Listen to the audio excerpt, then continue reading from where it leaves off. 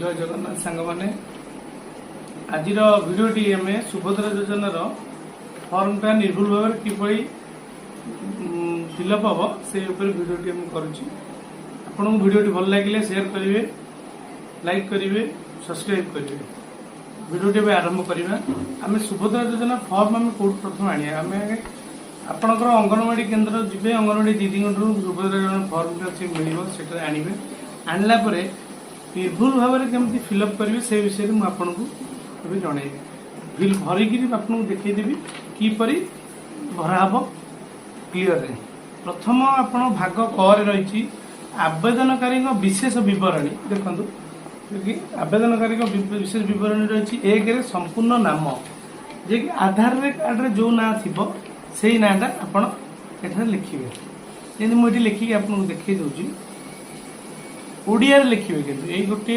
जिनस लोक मैंने बहुत भूल करिया इंग्लीश संख्याटा इंग्लीश लिखि दौरान वार्डटा ओडिया लिखुन भी करेंगे आप निर्भुल भाव में लिखे कि आधार कार्ड रे जो नाटा अच्छी देखो मुझे लिखी पल्लवी भूया ओडिया लिखे तापर द्वितीय अच्छी आधार संख्या आधार कार्ड रे जो नंबरटा संख्या अच्छी से लिखे ओडिया लिखे देखो आधार संख्या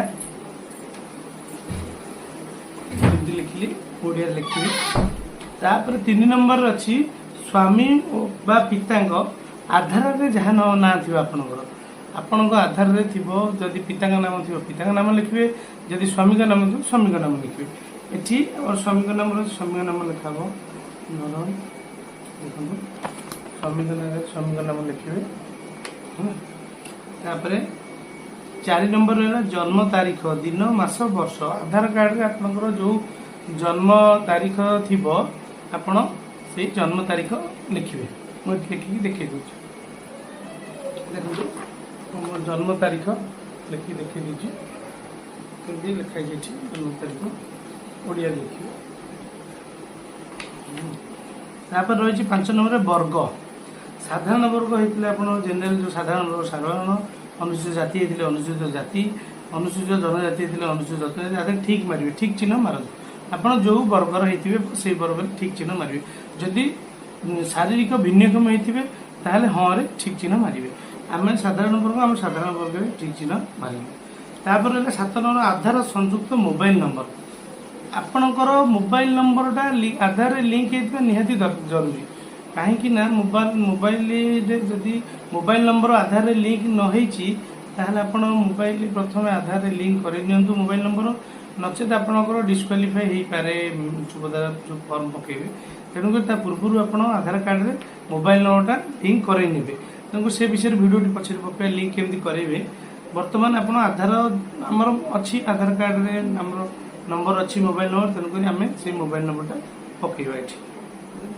ये रहा 7 नंबर आमर जो लिंक थी आधार रे से मोबाइल नंबर टी आप पकेबे तापर 8 नंबर विकल्प मोबाइल नंबर जदि से मोबाइल नंबर आप स्विच अफ रोचे कि अलग नंबर आप फैमिली कि हजबैंड अच्छी ताहले आप से दुईटा आउ गोटे नंबर दे पारे पकई पारे जदि अच्छी देवे जदि नथि किसी ये ना विकल्प नंबर लिखिए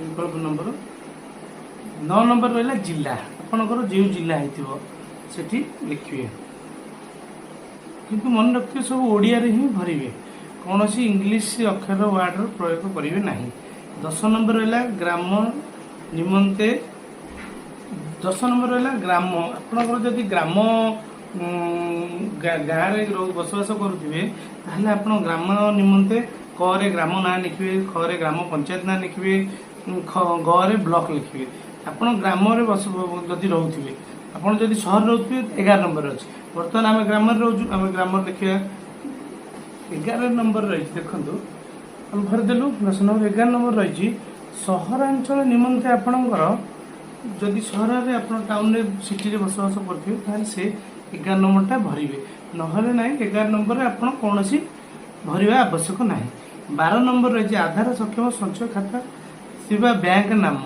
आपणकर स्टेट बैंक हो जेकोसी बैंक हो ताधे आपणकर आधार कार्ड KYC होता दरकार जे कि आप ସକ୍ଷମ ଆକ୍ଟିଭ ଥିବା ଦରକାର।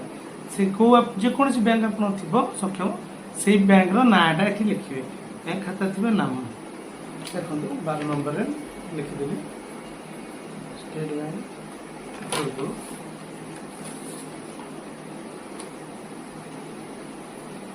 ତାପରେ ଭାଗ ଖ ଏଠି ରହିଛି ଭାଗ ଖ, ଏଇଟା ଓଲଟେଇ ଦେବେ। ଏଇଟା ଭରା ସାରିଲା ପରେ ଆପଣ ଏଇଟା ଓଲଟେଇ ଦେବେ। ଓଲଟେଇ ଦେଇକି ଏକରେ ଆପଣ ଭାଗ ଖରେ ଘୋଷଣାନାମା ଘୋଷଣାନାମା କହିଛି ମୁଁ ଏତ ଦ୍ୱାରା ଘୋଷଣା କରୁଛି ଯେ ପୂର୍ବ ପୃଷ୍ଠାରେ ଉଲ୍ଲେଖିତ ତଥ୍ୟ ମୋର ଜ୍ଞାନ ଅନୁଯାୟୀ ସତ୍ୟ ଅଟେ। ମୁଁ ଜ୍ଞାତ ଯେ ଏଥିରୁ କୌଣସି ମିଥ୍ୟା ପ୍ରମାଣିତ ହେଲେ ଏହି ଆବେଦନକୁ ପ୍ରତ୍ୟାଖ୍ୟାନ କରାଯାଇପାରେ ଏବଂ ଆଇନଗତ କଠୋର କାର୍ଯ୍ୟାନୁଷ୍ଠାନ ଗ୍ରହଣ କରାଯାଇପାରେ। ଦୟାକରି ପ୍ରଯୁଜ୍ୟ ସ୍ଥାନରେ ଚିହ୍ନ ମାରନ୍ତୁ।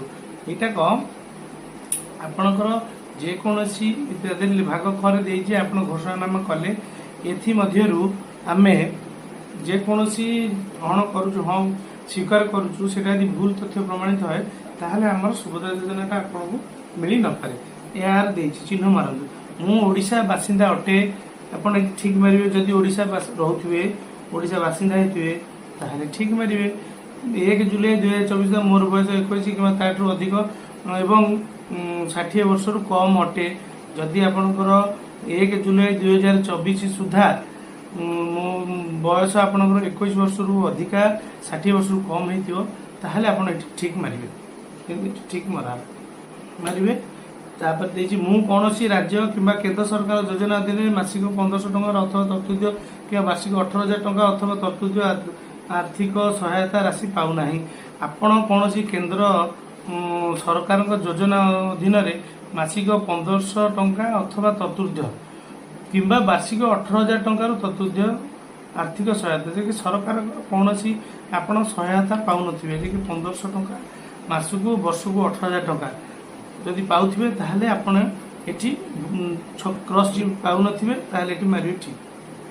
ସହାୟତା ପାଉନାହିଁ। ମୁଁ କିମ୍ବା ମୋ ପରିବାରରେ କୌଣସି ସଦସ୍ୟ ବର୍ତ୍ତମାନ କିମ୍ବା ପୂର୍ବତନ ସାଂସଦ ଏମ୍ପି କିମ୍ବା ବିଧାନସଭା ସଦସ୍ୟ ଏମଏଲଏ ନୁହନ୍ତି। ଆପଣଙ୍କ ପରିବାରରେ ଯଦି କିଏ ବିଧାନସଭା ଏମଏଲଏ ଏମ୍ପି ହେଇଥିବେ ହେଇନଥିବେ ତାହେଲେ ଏଠି ଠିକ ମାରିବେ। କି ମୁଁ କିମ୍ବା ମୋ ପରିବାରରେ କୌଣସି ସଦସ୍ୟ ଆୟକର ଦାତା ନୁହନ୍ତି। ଆପଣଙ୍କ ରାସନ କାର୍ଡରେ ଯେଉଁ ପରିବାର ସଂଖ୍ୟା ଯିଏ ଥିବେ ସେମାନଙ୍କ ଭିତରୁ ଯଦି କିଏ ରାସନ ଦେଉଥିବେ ତାହେଲେ ଯଦି ନ ଦେଉଥିବେ ତାହେଲେ ଏଠି ଠିକ ମାରିବେ। ମୁଁ କିମ୍ବା ମୋ ପରିବାରରେ କୌଣସି ସଦସ୍ୟ କୌଣସି ସହରାଞ୍ଚଳ ସ୍ଥାନୀୟ କିମ୍ବା ପଞ୍ଚାୟତ ଅନୁଷ୍ଠାନ ଜଣେ କର୍ମଚାରୀ ପ୍ରତିନିଧି ୱାର୍ଡ ଓ କାଉନସିଲର ବ୍ୟତୀତ ମାନେ ୱାର୍ଡ ମେମ୍ବର ଓ କାଉନସିଲରକୁ ଛାଡ଼ି ସରପଞ୍ଚଠୁ କୌଣସି ଲୋକ ଜନପ୍ରତିନିଧି ହୋଇନଥିବେ ତାହେଲେ ଠିକ ମାରିବେ। ମୁଁ କିମ୍ବା ମୋ ପରିବାରରେ କୌଣସି ସଦସ୍ୟ ଭାରତ ସରକାର କି ରାଜ୍ୟ ସରକାର କୌଣସି ଅଣ୍ଡରଟେକିଂ ଅଥବା ବୋର୍ଡ ଅଥବା ସଂସ୍ଥାରେ ଅଥବା ନିଶ୍ଚୟ ସ୍ଥାୟୀ ନିଯୁକ୍ତି ଚାକିରି କରିନଥିବେ ସରକାରଙ୍କ ଯେକୌଣସି ସଂସ୍ଥାରେ ଆପଣ ଆପଣଙ୍କ ପରିବାରର କୌଣସି ତାହେଲେ ଠିକ ମାରିବେ ଯଦି କରିନଥିବେ। ମୁଁ କିମ୍ବା ମୋ ପରିବାରରେ କୌଣସି ସଦସ୍ୟ ଭାରତ ସରକାର କୌଣସି ସରକାରୀ ବିଭାଗରେ ଉଦ୍ୟୋଗ ବୋର୍ଡରେ ଅଥବା ରାଜ୍ୟସଭା ନିର୍ବାଚିତ ମନୋନୀତ ନୁହନ୍ତି। ଆପଣଙ୍କ ସରକାରଙ୍କର କୌଣସି ମନୋନୀତ ଯଦି କିଏ ଥିବେ ଯେମିତି ସେମାନେ ସରକାରଙ୍କ ଅଣ୍ଡରରେ ନିର୍ବାଚିତ ହୋଇଥିବେ କି ଚେୟାରମ୍ୟାନ୍ ଏସବୁ ସେମାନେ ଆପଣ ନ ହେଇଥିଲେ ଏଠି ପାରିବେ ଠିକ। ମୋର କିମ୍ବା ମୋ ପରିବାରରେ କୌଣସି ସଦସ୍ୟ 5 ଏକର ଜମି 10 ଏକର ଜଳସେଚିତ ଜମି ଯଦି ନଥିବ ଆପଣ ଏଠି ଠିକ ମାରିବେ। ତାପରେ ମୋର କିମ୍ବା ମୋ ପରିବାରର କୌଣସି ସଦସ୍ୟ 4 ଚକିଆ ମୋଟର ଯାନ ନାହିଁ। ଟ୍ରାକ୍ଟର ମିନି ଟ୍ରାକ୍ଟର ଓ ଛୋଟ ବାଣିଜ୍ୟିକ ଯାନ ଏବଂ ଅନ୍ୟାନ୍ୟ ସାମାନ୍ୟ ହାଲୁକା ମାଲବାହୀ ଯାନ ବ୍ୟତୀତ ଯେ କି ଟ୍ରାକ୍ଟର ମିନି ଟ୍ରାକ୍ଟର ଛୋଟ ବାଣିଜ୍ୟ ଯାନ ଓ ଅନ୍ୟାନ୍ୟ ସମାନ ହାଲୁକା ମାଲବାହୀ ଯାନ ବ୍ୟତୀତ ଅଲଗା କୌଣସି ଟ୍ରକ୍ ହେଉ ବଡ଼ ବଡ଼ ଗାଡ଼ି ହେଉ ଯାହା ବି ସେଥିରେ ଯଦି ଥିବ ଆପଣ ଏଠି ମାରିବେନି କିଛି। କାହିଁକିନା ଆପଣଙ୍କର ଯଦି ଏଠି ନାହିଁ ଏତିକି ଅଛି ତାହେଲେ ଏଠି ଠିକ ମାରିବେ। ମୋଟର ଯାନ ନାହିଁ 4 ଚକିଆ ହେଲା। ମୋର ପରିବାରର ବାର୍ଷିକ ଆୟ 2.5 ଲକ୍ଷ ଟଙ୍କା କେବଳ 2,50,000 ଟଙ୍କାରୁ କମ୍।